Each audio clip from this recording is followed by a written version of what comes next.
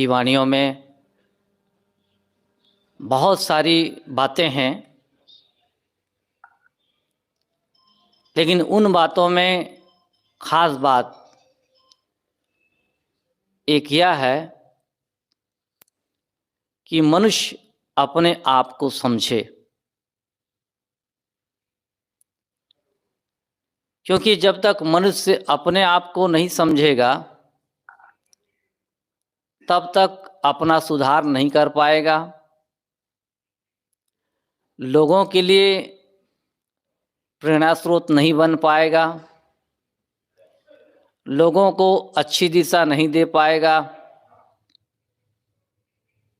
इस प्रकार हर व्यक्ति के लिए आवश्यक है कि वह अपने आप को ठीक से समझे।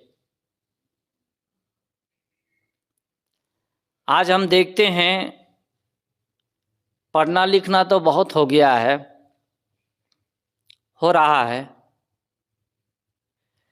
लेकिन अपने को समझने वाले बहुत कम हैं। बाहर की पढ़ाई बहुत ज़्यादा हो गई है, हो रही है, लेकिन फिर भी अंधविश्वास उसी ढंग से ये बढ़ता भी चला जा रहा है। लोग देखें तो अंधविश्वास में पढ़कर देवी देवता, भूत प्रेत, ईश्वर, परमात्मा, खुदा, गॉड, ये सब जो मन की कल्पना है, इनको ज़्यादा प्राथमिकता देते हैं। प्राथमिकता देनी चाहिए अपनी आत्मा को, जहाँ से इन सब की कल्पना हुई है। दुनिया में सबसे बड़ा देवता, ईश्वर कहें, खुदा कहें, गॉड कहें, वह है मनुष्य की अपनी आत्मा। लेकिन ये बातें नहीं पढ़ाई जाती हैं। इसके लिए बहुत कम सत्संग होता है, होता भी है तो बात लोगों की समझ में नहीं आती है। इसलिए इतना शिक्षा का विकास होते हुए भी हम अपने आप को समझने से बहुत दूर रहते हैं, और इसीलिए जीवन में नाना प्रकार का दुख होता है। ये दुख कहाँ से आता है? दुख हम बनाते हैं, बाहर से नहीं आता है। कैसे बनाते हैं? नासमझी वश। जो आदमी अपने घर को ही भूल गया है, वो संसार में भटकेगा ही। अपने घर को छोड़कर वो बाहर भटक रहा है, तो कौन ऐसा व्यक्ति है जो अपने घर में उसे रहने देगा? नहीं देगा। इसी प्रकार अपनी आत्मा को भूलकर ईश्वर, परमात्मा, खुदा, गॉड, इन सब में विचरण करता है और सोचता है कि इनको प्राप्त हो जाऊं तो मेरा उद्धार हो जाएगा। लेकिन सच यह है, न कहीं ईश्वर है, न परमात्मा है, न खुदा है, न गॉड है। एक मन की कल्पना है, ये मन की घुड़दौड़ है। और इसी बात को सदगुरु कबीर साहब जी समझाने का प्रयास करते हैं कि तुम बाहर दौड़ो मत। बाहर कुछ नहीं है, एक हवा है, एक धंधा है। ईश्वर, परमात्मा, खुदा, गॉड, ये क्या है? एक धंधा है। लेकिन हम लोग नहीं समझते हैं, इसलिए उनके धंधा को सफल करने के लिए हम उनका सहयोग करते हैं। इसी बात को सदगुरु कबीर साहब जी अपनी वाणियों के माध्यम से हम सबको बताने का काम करते हैं। इस रामायणी में इसी बात पर जोर दिया गया है। सदगुरु कहते हैं, एकै काल सकल संसारा, एक नाम है जगत प्यारा। त्रिया पुरुष कछु कथ्यो न जाई, सर्वरूप जग रहा समाई। रूप निरूप जाय नहीं बोली, हल्का गरुआ जाय न तोली। भूख न तृषा धूप नहीं छाही, सुख दुख रहित रहे तही माही। अपरम परम रूप मगुरंगु रंगी, आगे रूप न रूप भाय। बहुत धान की खोजिया, नहीं तही संख्या आए। सदगुरु कहते हैं कि एकै काल सकल संसारा। संसार में एक काल है जो हमारे शरीर को, संसार के पदार्थ को नष्ट करता है। और दूसरा काल है, वह है हमारे मन की कल्पना। एक काल है जो हमारे शरीर को मारता है, संसार के पदार्थों को नष्ट करता है। लेकिन दूसरा काल है, वह है हमारे मन की कल्पना। जो एक काल है जो संसार के प्राणी पदार्थों को छिन्न भिन्न करता है। इनसे हमारा कोई नुकसान नहीं है, ये तो होता रहेगा। देश और काल के बीच में जितनी भी चीजें बनती हैं, चाहे वो हमारा शरीर हो, चाहे पेड़ पहाड़ पत्थर भौतिक चीजें हों, काल सबको विनष्ट करता रहता है। और फिर उत्पत्ति का क्रम चालू रहता है, पुष्टि का क्रम चालू रहता है, विनाश होता रहता है। ये काल का काम है। लेकिन इससे हमारा कोई नुकसान नहीं होता है। तभी तो हमको नए नए पेड़ मिलते हैं, नए नए पौधे देखने को मिलते हैं। ये नदी नाले पर्वत ये देखने को मिलते हैं। ये काल ऐसा है कि एक नदी को पाटते नदी की जो चौड़ाई है उसको बढ़ाते बढ़ाते और भी दूर तक बढ़ा देता है। ये भी काल है। जहां रास्ता नहीं है वो रास्ता बना देता है, जहां नदी नहीं नदी बना देता है, नदी को पाट देता है। ये सब देश काल के बीच में ये सब गतिविधियां चलती रहती हैं। और इसी को कहते हैं संसार। लेकिन हमारा जो नुकसान होता है वह होता है हमारे जो मन की कल्पना है, इससे हमारा नुकसान होता है। और मन को कल्पना किसने कराया? इस जीव ने कराया।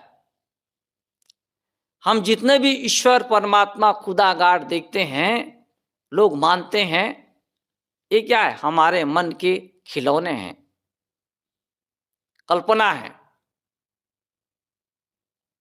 और उनको हमने मान लिया है सच।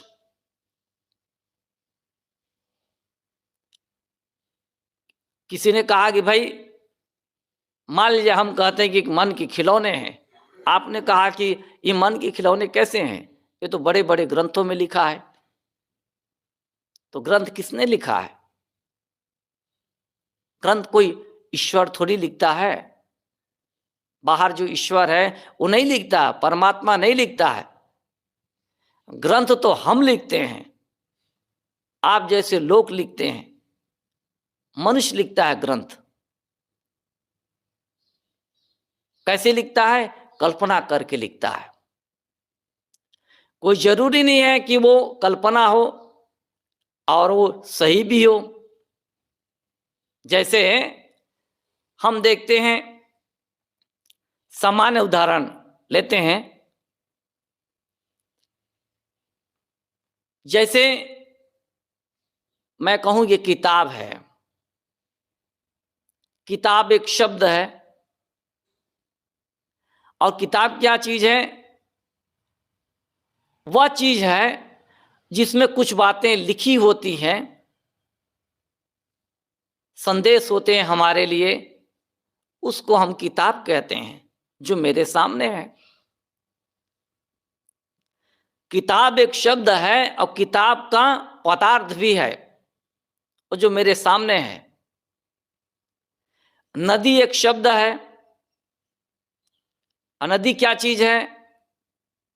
वह चीज है जो हमेशा प्रवाहित रहती है, दो पाटों के बीच में नदी बहती रहती है, उसको कहते हैं नदी। तो नदी एक शब्द हो गया और नदी का पदार्थ भी हो गया। पहाड़ है एक शब्द। पहाड़ क्या चीज है? जो जिसकी ऊंचाई बहुत होती है, जो झाड़ों से, पेड़ों से भरा हुआ होता है, जिसको हम देखते हैं, वो पहाड़ है।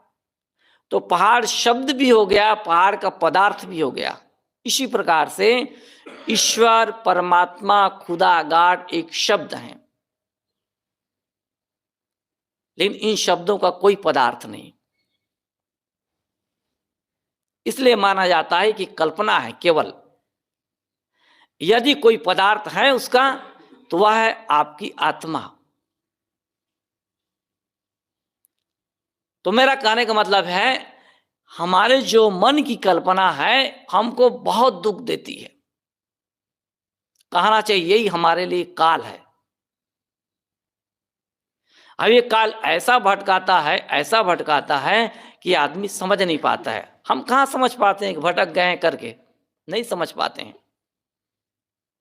भटका हुआ आदमी नहीं समझता है कि वह भटक गया है।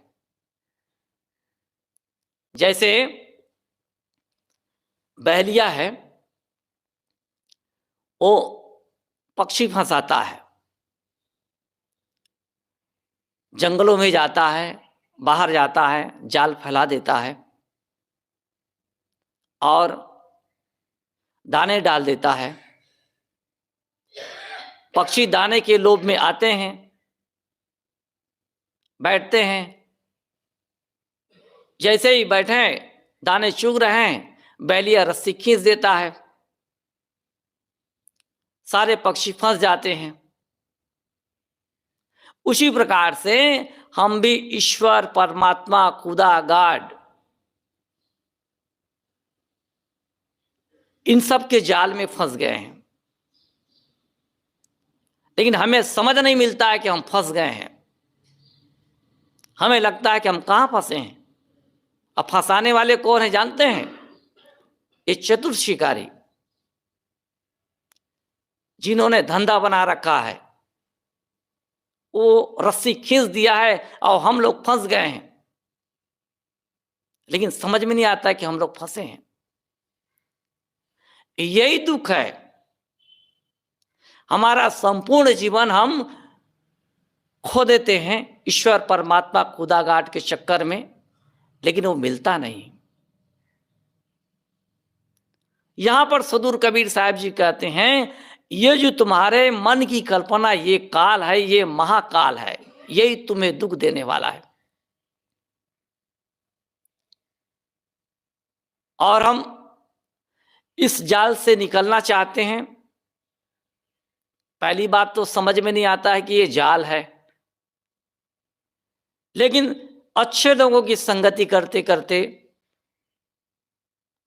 जो विवेकवान है उनकी संगत करते करते हमको समझ में आता है कि नहीं भाई, वास्तव में ईश्वर, परमात्मा, खुदा, गॉड एक जाल के अलावा कुछ नहीं। तब धीरे से हमारे मन में होता है कि कैसे निकला जाए, निकलने का क्या उपाय है। तो जरूर कोई ना कोई मिल जाता है, खोजी आदमी होता है, वो खोज लेता है ऐसे व्यक्ति को जिसकी संगत करके वो अपने को निकाल ले। तो यहां पर सदुर कबीर कहते हैं, एके काल सकल संसारा और एक नाम है जगत प्यारा। संसार में अनेक नाम हैं जिनको लोग लिया करते हैं। राम है, कृष्ण है, ईशा है, मोहम्मद है, और भी बहुत सारे नाम हैं देवी देवताओं के। तो जैसे हिंदू हैं तो अल्लाह अल्लाह खुदा खुदा नहीं कहेंगे, अल्लाह अल्लाह खुदा खुदा ये नाम उनको प्रिय नहीं है। जैसे ईसाई हैं तो इनको यीशु प्रिय है, ईश्वर प्रिय है, लेकिन हिंदू को यीशु ईश्वर प्रिय नहीं है। और मुसलमान है उनको भी प्रिय नहीं है। कुल मिलाकर कहने का मतलब, एक मजहब वाले दूसरे मजहब के ईश्वर परमात्मा का नाम लेना नहीं चाहते, उनको पसंद नहीं है। मंदिर में ही आदमी जाए और वहां अल्लाह अल्लाह कह दे तो देखो क्या होता है। मस्जिद में चला जाए कोई हिंदू और वहां राम कृष्ण का नाम ले दे, हो सकता है वहां पर मारपीट हो जाए। लेकिन सदूर कबीर साहब जी कहते हैं, एक नाम है जगत प्यारा। वो नाम क्या है? सबकी अपनी आत्मा। ये ऐसा नाम है कि जो हर मत पंथ संप्रदाय के लोगों को प्रिय है। भले मुसलमान रामकृष्ण ना कहें कोई बात नहीं, उसको ना समझे कोई बात नहीं। हिंदू हैं खुदा अल्लाह ना कहें कोई बात नहीं, उसको ना समझे कोई बात नहीं। इसी प्रकार सभी मजहब के लोगों के लिए है कि वो एक दूसरे के मजहब के ईश्वर परमात्मा का नाम लेना पसंद नहीं करते हैं, लेकिन अपनी आत्मा सबको प्रिय है। वही नाम सदुर कबीर साहब बताना चाहते हैं कि एक नाम है सकल प्यारा, एक नाम है जगत प्यारा। अपनी आत्मा एक ऐसा नाम है, ये जीव एक ऐसा नाम है जिसे हर व्यक्ति पसंद करता है। तो कबीर साहब जी हमको उस जगह मिलते हैं जहां पर सभी लोगों को कबीर साहब की बातों को सोचना विचारना पड़ता है, मानना पड़ता है। कौन ऐसा व्यक्ति है जिसे प्रिय नहीं है उसकी अपनी आत्मा? सबको प्रिय है, भले उसका नाम कोई दूसरा कह ले कोई बात नहीं। शब्दों में क्या रखा है? पानी है, एक गिलास पानी, उसी को कोई वाटर कहता है, कोई तोय कहता है, कोई जल कहता है, लेकिन सामने लाता है तो हमें पता चलता है कि अरे हम तो जो कह रहे थे वही चीज है ये। तो सदुर कबीर साहब जी मत मजहब से ऊपर हैं, संप्रदाय से ऊपर हैं। सदुर कबीर साहब को मत मजहब में बांध नहीं सकता कोई आदमी। क्यों? इसलिए कि वे सबके मूल बात को बताते हैं।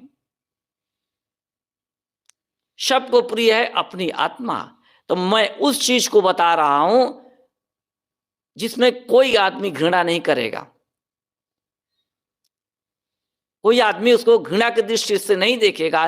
वो तत्व सदुर कबीर साहब जी हमें बताने का ये प्रयास करते हैं कि तुम वो चीज हो, इसलिए तुम अपने आप को समझो और परखो। कितनी बड़ी बात है। एक तरफ आदमी जो है ईश्वर के नाम से एक दूसरे से लड़ाई कर लेता है, एक दूसरे से वो क्या है, झगड़ा झंझट उत्पन्न कर लेता है। लेकिन सदगुरु कबीर साहब जी एक ऐसा नाम दर्शाते हैं जो मुसलमान को भी प्रिय है, हिंदू को भी प्रिय है, ईसाई को भी प्रिय है, सिख को भी प्रिय है, जैन बौद्ध सबको प्रिय है। देखिए कितनी बड़ी दृष्टि है। यहां पर सदगुरु कबीर साहब की जो वाणी है, जो हमें अपने आत्म तत्व को बताती है, यहां पर आकर सारी लड़ाई खत्म हो जाती है। यहां पर लड़ाई नाम की कोई चीज नहीं रहती है। लेकिन सदगुरु कबीर साहब की बात मानने से सब इनकार करते हैं। अरे कबीर साहब ने तो ऐसा कहा है, कबीर साहब ने बहुत समझदार हैं जो कहते हैं कि कबीर साहब ने कहा है वो सही कहा है। और जब भी लड़ाई शांत होगी इस दुनिया में, तो सदगुरु कबीर साहब की वाणी के आधार पर ही शांत होगी। क्योंकि सदगुरु कबीर ने ऐसी वाणी कर दी है जो सबको प्रिय है। ऐसा नहीं है कि केवल हिंदू को प्रिय है, सबको प्रिय है। कौन नहीं चाहता है भाई अपने जीवन में सुख और शांति? हर कोई चाहता है। कौन नहीं चाहता है कि भाई मुझे कोई परेशान ना करे, मुझे कोई दुख ना दे? कौन नहीं चाहता है? सभी चाहते हैं। तो यहां पर सदगुरु कबीर साहब जी हमें अपनी आत्मा का वो दृढ़ बोध कराते हैं। एक नाम है जो सबको प्रिय है, वह है तुम्हारी अपनी आत्मा, इसलिए उसको ठीक से समझो और समझ करके संसार के बाहरी जो घुड़दौड़ है उधर से अपने आप को मोड़ने का काम करो। सदगुरु कबीर साहब जी का ये हमारे लिए संदेश है। कितना प्यारा संदेश है। मान जाए हम किसी तीर्थ में जाते हैं, कितना धक्का मुक्की खाकर जाते हैं, कितनी हम दूरी यात्रा करते, कितना पैसा खर्चा करते हैं, कितनी परेशानी में जाते हैं। लेकिन सदगुरु कबीर ने कह दिया कि संतो घट में अलख लखाया। हे संतो, जिस तत्व को तुम बाहर खोजने के लिए जा रहे हो वो तो तुम्हारे घट में है, वो तो तुम्हारी अपनी आत्मा है। बाहर भटकने की क्या जरूरत? कितनी बड़ी बात है। लेकिन बातों को समझने वाले होना चाहिए। जो बातों को समझ जाता है अपने को वो बेकार अपना समय खराब नहीं करता है, बल्कि अपनी आत्मा की ओर वो अपने आप को हर संभव प्रयास मोड़ने का काम करता है। मन कहता है ये कर लें, मन कहता है उस देवी देवता के मंदिर में चले जाएं, वहाँ चले जाएं, वहाँ चले जाएं। लेकिन जब विवेक हो जाता है तब हमारे मन में होता है कहाँ जाएं भाई? जहाँ जाएंगे वहीं पर वही है, वहाँ पर भी मनुष्य मिलेंगे।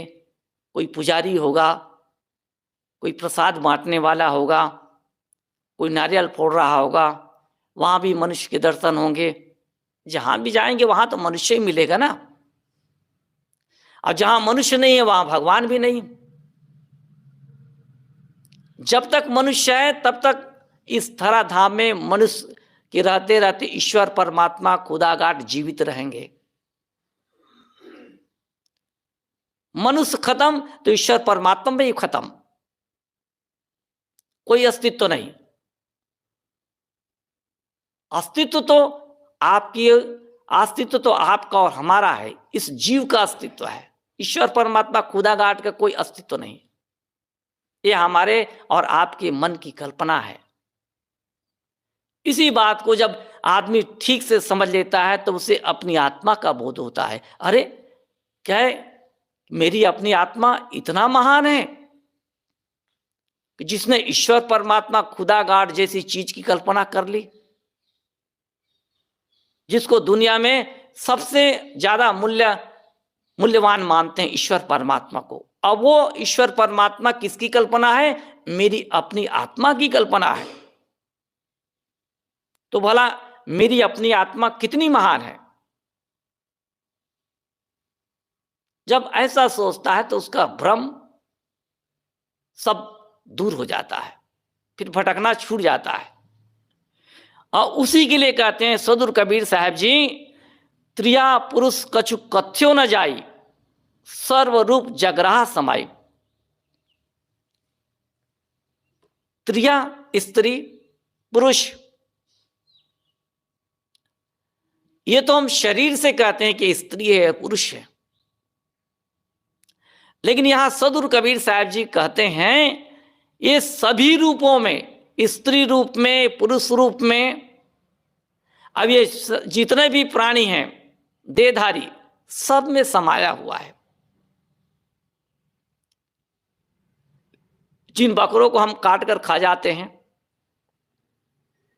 मुर्गे हैं, मुर्गी हैं, सुअर हैं, घोड़े, गधे, कुत्ते, बिल्ली, सियार, यहां तक कि छोटी छोटी जो चींटियां हैं, छोटे छोटे शरीरधारी हैं, इन शरीरों में भी वही तत्व विद्यमान है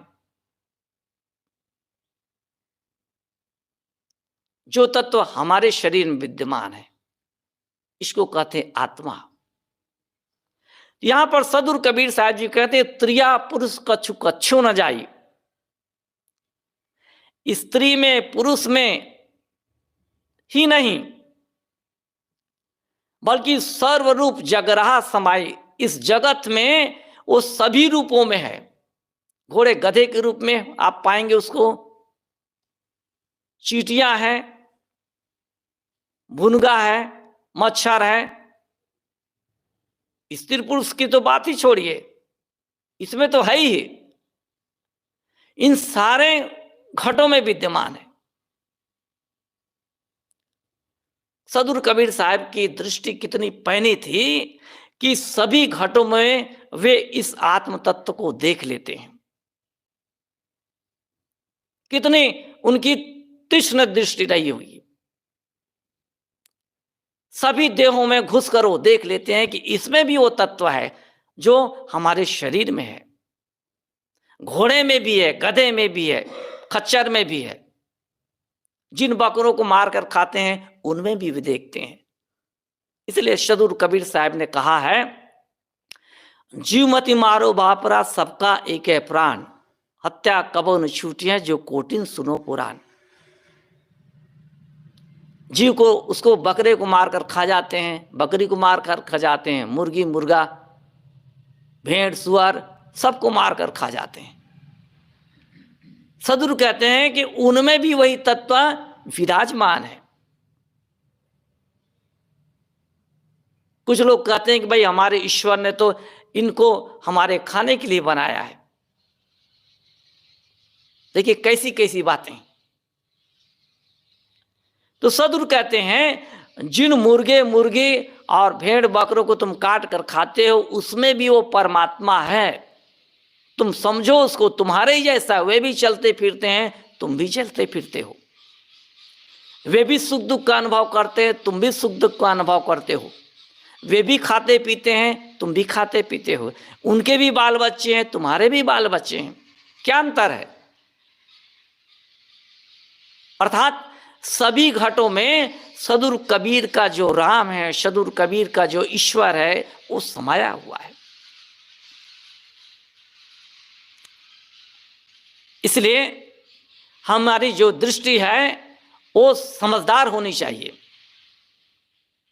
हमारी दृष्टि में ये समझ आनी चाहिए कि ये सभी घटों में ये तत्व विद्यमान है जो सदुर कबीर का राम है, सदुर कबीर का खुदा है, सदुर कबीर का गॉड है, वो सभी घटों में। सदुर कहते हैं कि रूप निरूप जाय नहीं बोली, हल्का गरुआ जाय न तोली। इनका हम रूप नहीं बता सकते, आत्मा किस रूप में है हम नहीं कह सकते। और हल्का है गरुआ है ये भी नहीं बता सकते। लेकिन हाँ, जैसे पानी है, पानी नदी में बह रहा है, पानी कैसा है, किस आकार का पानी है, हम नहीं बता सकते। लेकिन जो पात्र है हमारा, लोटा है, गिलास है, गंजी है, हम जिस बर्तन में उस पानी को लेते हैं पानी उसी का आकार ग्रहण कर लेता है। पानी का कोई आकार नहीं, लेकिन आकार हम देते हैं। कैसे देते हैं? बर्तन में रख कर आकार देते हैं। जैसे गिलास में रखेंगे तो गिलास के आकार का हो जाएगा। हवा है, हवा का कोई आकार थोड़ी है, हम कहाँ देखते हैं वो किस प्रकार का है। लेकिन हम एक बालून में भर देते हैं तब उसके आकार का हो जाता है। टायर में भर देते हैं, ट्यूब में भर देते हैं तब उसके आकार का हो जाता है। इसी प्रकार रूप निरूप जाय नहीं बोली, इसके हम रूप रेखा हम नहीं बता सकते। लेकिन जिस देह में ये जीव प्रवेश करता है उसके आकार का वो ग्रहण कर लेता है। बस इतना कह सकते हैं। जैसे शरीर हाथी में चला गया है ना, तो अब हाथी में है हम नहीं बता सकते, लेकिन हाथी रूप में है वो जीव उसमें है। तो जैसे जिस योनि में जाता है वो, अब जैसे सभी योनियों का शरीर अलग अलग है, जैसे हमारे शरीर में है उसी प्रकार से हम नहीं बता सकते उसका क्या आकार है। लेकिन हमारे शरीर के आधार पर हम कह सकते हैं कि हमारे शरीर में वो तत्व है क्यों हम बोल रहे हैं। उसी प्रकार है सारे प्राणी चलते फिरते हैं तो उसमें भी जो चलने की जो क्रिया हो रही है उसी जीव की उपस्थिति से हो रही है, उसका आकार हम नहीं बता सकते। तो सदगुरु कहते हैं रूप निरूप जाय नहीं बोली, हल्का गरुआ जाय नहीं। तो उसको हम बता भी नहीं सकते हैं कि ये हल्का है कि गरुआ है। हाँ, लेकिन ये बात भी है वो बिना आकार का है ये भी नहीं कह सकते। क्यों? इसलिए कि कोई भी द्रव्य होता है उसका आकार होता है,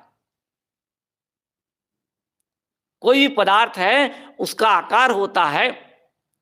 भले उस आकार को हम न जान पाए न देख पाए, लेकिन समझ से हम बता सकते हैं कि यदि कोई वस्तु है तो उसका अपना आकार है। तो इस तरह से हम आत्मा को कह सकते हैं वो ज्ञानाकार है, क्योंकि ज्ञान उसी से होता है। ज्ञान जो हम करते हैं ये आत्मा का ही स्वरूप है। एक ज्ञान विज्ञान का निधान कौन है? हमारी अपनी आत्मा ही है। ये दुनिया में जितना भी विकास देख रहे हैं कौन ईश्वर ने बनाया है? हमारी को ईश्वर ने बनाया है। लोग बहुत ढिंडोरा पीटते हैं ईश्वर परमात्मा खुदा गाट के कि हमारा ईश्वर ऐसा है कि हमारा खुदा ऐसा है तो एक मोबाइल बना के बता दे, हम समझ जाएंगे कि आपके ईश्वर परमात्मा इतने शक्तिशाली हैं। लोग कहते हैं कि हमारे ईश्वर ने दुनिया बनाई है, इसके समान झूठ बात और कोई नहीं। दुनिया सब समय है और सब समय रहेगी। सब अपने अपने ईश्वर को बड़ा मानने के लिए कहते हैं कि हमारे ईश्वर ने, हमारे खुदा ने ये दुनिया बनाई है। इसके समान झूठ बात तो है ही नहीं। मैंने कहा ना, एक मोबाइल बना के बना दे तब समझ जाएंगे हाँ ये आपके ईश्वर परमात्मा जो है बहुत शक्तिशाली है। ये जितनी भी खोजें हैं, जितनी भी ताकत है, जितना भी विकास है, ये ज्ञान विज्ञान जो भी हम चला रहे हैं वो क्या है? आपकी और हमारी आत्मा की देन है। खुदा परमात्मा हमारी आत्मा की देन है, वो कोई स्वतंत्र नहीं है। तो मैं कह रहा हूं, हमारी आत्मा ये हल्का गरुआ नहीं है, लेकिन इसका अपना आकार है जिसको कहते हैं ज्ञानाकार। अब इस बात को हम ठीक से समझ जाएं कि हमारी अपनी आत्मा जो है, ये हमारे शरीर में ही नहीं है, बल्कि जितने भी प्राणी हैं सभी के घटों में ये विद्यमान है। इसलिए उनको भी हमको समझना चाहिए कि हमारी तरह ही हैं, उन्हें भी चोट पहुंचाने की आवश्यकता नहीं है, उन्हें भी दुख देने की आवश्यकता नहीं है। उनको भी सुख दुख होता है, भूख प्यास लगती है, लेकिन हम अपने जीवा के स्वादवश उनको मार कर काट कर खाना अधिक पसंद करते हैं। ये क्या है? हमारी नासमझी है और अपनी आत्मा को न समझना है। तो सदगुरु कबीर साहब जी कहते हैं, भूख न तृषा धूप नहीं छाई, सुख दुख रहित, दुख सुख रहित रहते ही माई। ये तुम्हारी अपनी आत्मा है, ये भूख प्यास से रहित है और सुख दुख से रहित है। इसमें भूख प्यास नहीं है और सुख दुख भी नहीं है। लेकिन प्रश्न होता है, भाई हमें तो भूख लगती है, प्यास लगती है, ठंडी लगती है तो हम धूप का सहारा लेते हैं, धूप लगती है तो ठंडी का छाए का सहारा लेते हैं, और सुख दुख का अनुभव भी होता है। तो सुख दुख शरीर संबंध से होता है, भूख प्यास शरीर संबंध से होता है। हमारी आत्मा में कोई शरीर नहीं है, इसलिए उनको वे वह सुख दुख से रहित है। सुख दुख हमें होता है शरीर संबंध से। और इस सुख दुख का अनुभव कौन करता है? जैसे कि एक राजा है, राजा के पास राज को चलाने के लिए एक मंत्री होता है। तो मंत्री अपने जो अन्य जो सहयोगी उनके द्वारा से राजकाज चलाता है, राजा अपना बैठा रहता है, लेकिन राज्य में जो कुछ भी हानि लाभ हो रहा है, इसका अनुभव किसको होता है? राजा को होता है। इसी प्रकार से ये मन हमारे मन और इंद्रियों के माध्यम से ये शरीर को चलाता है, लेकिन शरीर में भूख है, प्यास है, सुख है, दुख है, इसका अनुभव इस जीव को होता है। शरीर नहीं रहेगा तो भूख की क्या जरूरत, प्यास की क्या जरूरत? कहीं पर हमारा शरीर किसी रोग से पीड़ित है तो उसका अनुभव किसको होता है? हमको होता है कि शरीर में पीड़ा है, शरीर में दुख है। किसके माध्यम से? मन के माध्यम से। तो सदगुरु कबीर साहब जी कहते हैं, इस अपनी आत्मा है, इसको ठीक से समझ जाने के बाद आदमी को ये जो बाहर का ईश्वर परमात्मा है, खुदागाड है, या फिर कहें बाहर कोई दुख देने वाला है, ये बात ठीक ठीक समझ में आ जाती है। और फिर आदमी समझता है कि भाई अपने कर्मों को हमको ठीक करना चाहिए, क्योंकि हमने गलत कर्म किया है, इसलिए गलत कर्म का परिणाम हमें दुख रूप में मिलता है। क्योंकि जैसा हमने किया है उसी प्रकार से परिणाम हमारे सामने प्रस्तुत होता है। तो देह रहते हमें जो सुख और दुख का अनुभव होता है वो क्या है? हमारे मन से होता है। इसलिए मन में बढ़िया सोचें, बढ़िया सोचेंगे तो उस बढ़िया सोच के द्वारा हमारे इंद्रियों के माध्यम से बढ़िया कर्म होंगे। अब बढ़िया कर्म होंगे तो स्वाभाविक है वो कर्म हमको करते हुए प्रसन्नता देता है, करने के बाद भी प्रसन्नता का अनुभव होता है। इसलिए अपने कर्मों को हमको ठीक करने की आवश्यकता है। इसी के माध्यम से हम अपने जीवन को सही ढंग से समझ सकते हैं। हमें अपनी आत्मा का बोध तो हो गया, लेकिन हमारे कर्म वर्तमान की गड़बड़ हैं, तब हम गलत ढंग से जीवन जी रहे हैं, तब तो क्या आत्मा के बोध से हमको सुख हो जाएगा? क्या मन में शांति हो जाएगी? नहीं नहीं, वर्तमान के कर्म को हमको ठीक करना होगा।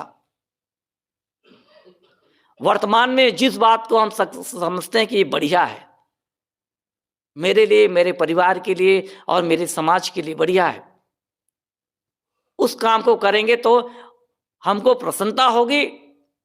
साथ साथ जो लोग देखेंगे वे भी कहेंगे ये बड़ा अच्छा काम है, आज तक किसी ने नहीं किया, तुमने कर दिया, अच्छी बात है, इसमें बहुतों का कल्याण होगा। तो जब तक हमारे कर्म नहीं सुधरेंगे, और कर्म तब सुधरेंगे जब हमारे विचार सुधरेंगे, और विचार तब सुधरेंगे जब हमारी संगति सुधरेगी। अच्छे लोगों की संगति से अच्छी समझ, अच्छी बुद्धि मिलेगी। जब अच्छी बुद्धि, अच्छी समझ आ जाएगी तो उसी अच्छी समझ, अच्छी बुद्धि के माध्यम से हमारे इंद्रियों के द्वारा हम कर्म करेंगे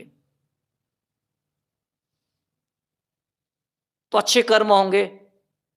जैसे देश का कोई प्रधानमंत्री है, या फिर गांव का मुखिया जिसको सरपंच कहते हैं, या फिर प्रदेश का मुख्यमंत्री, यदि अच्छी समझ वाला है और कर्मठ है, स्वाभाविक है अच्छी समझ वाला होगा तो कर्मठ होगा, और जब कर्मठ होगा तो अपने मन इंद्रियों से वो अच्छा काम ही करेगा, इसमें संदेह की कोई बात नहीं। तो अपने प्रधानमंत्री है तो अपने देश को ऊंचा उठाएगा, मुख्यमंत्री है तो अपने राज्य को ऊपर उठाएगा, और यदि सरपंच है तो अपने गांव को ऊपर उठाएगा। ये निश्चित रूप से कहा जा सकता है। अब मान जाए ये सब सही नहीं है, तब देश नीचे जाएगा, रसातल की ओर जाएगा, राज्य रसातल की ओर जाएगा, और गांव रसातल की ओर जाएगा। मूल बात क्या है? अपनी समझ। तो आत्मज्ञान हो जाने के बाद हमें अपनी समझ को ठीक करने की आवश्यकता है, जिस समझ के आधार पर हमारा वर्तमान का जीवन चलता है। इसलिए अपने अपने जीवन को देखने का हमें प्रयास करना चाहिए। सदगुरु कहते हैं, अपरम परम रूप मगुरंगी, आगे रूप न रूप न भाई। कहते हैं अपरम परम माने सर्वोच्च है कौन? आपकी आत्मा। इसलिए अच्छे मार्ग में उसे लगाना चाहिए। आपकी आत्मा आपके लिए ईश्वर, खुदा और गॉड है, सबसे ऊंचा है। एक बात और, आपका जो जीवन है आपको मिला है किसी ईश्वर, परमात्मा, खुदा, गॉड को पाने के लिए नहीं मिला है,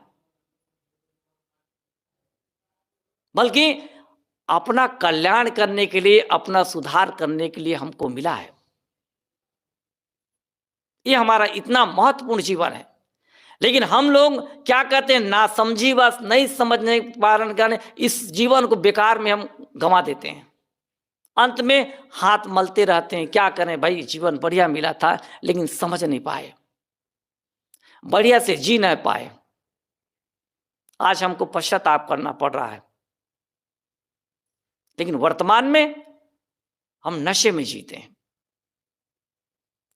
सदगुरु कहते हैं, आगे रूप निरूप न भाए, भाई इसके लिए हम आगे कुछ नहीं कह सकते, इतना ही कह सकते हैं कि तुम्हारा ये स्वरूप है, सर्वोच्च है, इसलिए इसको तुम समझो और समझ करके उत्तम ढंग से जीवन जियो। ये जीवन कोई जरूरी नहीं है कि दोबारा मिले। फिर मनुष्य शरीर जैसे साधन और कहीं साधन नहीं है। इस साधन को प्राप्त करके आदमी किसी भी दिशा में उन्नति कर सकता है और अच्छा जीवन जी सकता है। लेकिन अन्य खानियों में देखिए, कुत्ता कुत्ता ही है, घोड़ा घोड़ा ही है, गधा गधा ही है। लेकिन मनुष्य पाषाण युग से, जंगली युग से कहां तक पहुंच गया? क्यों पहुंचा? इसलिए कि आत्मा में इतनी शक्ति है। आत्मा नई नई चीजें खोजने के लिए वो तत्पर रहती है। सदगुरु कहते हैं कि बहुत ध्यान के खोजिया नई तई संख्या है। बहुत ध्यान से आदमी खोजता है। क्यों? इसलिए कि मनुष्य खोजी है और ये शरीर जो मिला है खोज करने के लिए मिला है।